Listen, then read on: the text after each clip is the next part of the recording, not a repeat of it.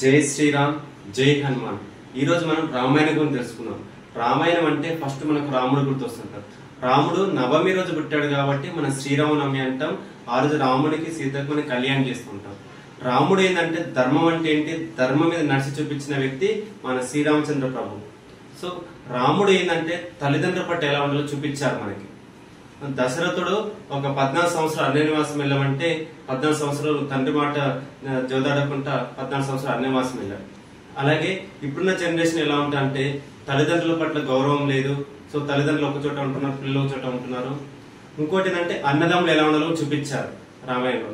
లక్ష్మణుడు రాముడు అన్న కోసం అరణ్యవాసం 14 సంవత్సరాలు లక్ష్మణుడు వెళ్ళాడు। సో ఇప్పుడున్న జనరేషన్ ఏమవుతుందంటే అన్నో చోట తమ్ముడో చోట, ఆస్తి విషయంలో కానీ డబ్బు విషయంలో కానీ ఇంకో చెప్పుడు మాట్లాడడం వల్ల వాళ్ళు దూరం దూరం కాపలా చేస్తున్నారు। సో ఇంకోటి ఏంటంటే భార్యాభర్తలు ఎలా ఉండాలో కూడా చూపించారు రాముడు సీత। సో రాముడు అరణ్యవాసంకి వెళ్ళినప్పుడు సీతాదేవికి ఒక మాట అంటాడు, ఏమిటంటే సీతాదేవి నువ్వు ఇక్కడే ఉండు, నేను అరణ్యవాసం అడవిలో ఉంటాను, మీరు అక్కడ ఎన్ని కష్టాలు, ఎందుకంటే నువ్వెక్కడ ఉంటే నేను ఎక్కడ ఉంటాను, మీలో సగ భాగం అంటే మళ్ళీ సీతాదేవి కూడా అరణ్యవాసంకి వెళ్తుంటాడు। అలాగే ఇంకోటి ఏంటంటే సీతాదేవి లంకకి వెళ్ళిన తర్వాత అక్కడ రావణాసుడు రోజు వేరే వేరే వేషాలు వేసి వచ్చేసి ఇంకేం రోజులు రాముడి కోసం అంటే సీతాదేవి అంటది, ఎప్పటికున్నా మా రాముడు వస్తాడు నన్ను తీసుకొని వెళ్తా అంటారు। అంటే రాముడికి అంత నమ్మకం ఉంది। సో రాముడు సీత ఎలా ఉండాలో మనం కూడా ఇప్పుడు తెలుసుకోవాలి, భార్యాభర్త ఎలా ఉండాలో మనం తెలుసుకోవాలి। అలాగే ఫ్రెండ్స్ రాముడు హనుమంతుడు ఎలా ఉండాలో మనం తెలుసుకోవచ్చు।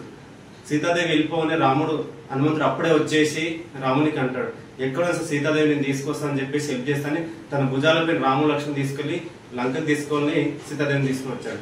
ఇప్పుడున్న జనరేషన్ చూసుకున్నట్టయితే ఫ్రెండ్స్ కూడా ఎలా డబ్బున్న చోట ఫ్రెండ్స్ ఉంటారు, కొన్ని రోజులు ఫ్రెండ్స్ తర్వాత చిన్న చిన్న గొడవలకు దూరం అవుతారు। హనుమంతుడు రాముడికి సేవైనా చేశాడు తన బలం శరీర బలం అంతా ఉపయోగించి। ఇప్పుడైతే ఓన్లీ డబ్బు కోసమే కాదు అన్నింటిలో ఫ్రెండ్స్ అయి ఉండాలి। ఇంకోటి గురు శిష్యులు ఎలా ఉండాలో చెప్పాడు రాముడు విశ్వామిత్రుని దగ్గర। సో వీళ్ళందరూ ధర్మం వైపు ఉన్నారు।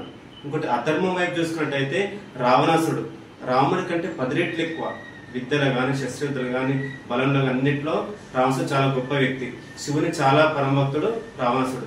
అలాంటి వ్యక్తి ఒక పరాయశ్రీ కన్నేయడం వల్ల ఆ నీలపాలైపోయాడు। అలాగే రావణాసుడి కంటే 10 రెట్లు గొప్ప అంటే వాలి బలవంతులు అన్నింటిలో చూసుకుంటే, కానీ వాళ్ళు కూడా ఏం తన తమ్ముడు సుగ్రీవు ఉన్నాడుగా, సుగ్రీవు వాళ్ళ వైపు మీద కన్నేయడం వల్ల అతను కూడా నీలపాలైపోయాడు। సో ధర్మం వైపు ఎవరున్నారు, రాముడు లక్ష్మణుడు సీత హనుమంతుడు వీళ్ళందరూ ఉన్నారు। సో ధర్మంగా ఉండాలంటే ఎంత పేషెన్స్ ఎంత ఓపిక ఉండాలి। సో అంత ఓపిక మనం కూడా ఉండాలంటే మనం కూడా ప్రతిరోజు వర్కౌట్ చేయాలి। ఫిజికల్ మెంటల్ ఇవన్నీ తగ్గిపోవాలంటే మనం చాలా యాక్టివ్గా ఉండాలంటే మనం ప్రతిరోజు వర్కౌట్ చేయాలి, అప్పుడే ఫిజికల్ గా మెంటల్ గా స్ట్రాంగ్ గా ఉంటాం హనుమంతులే।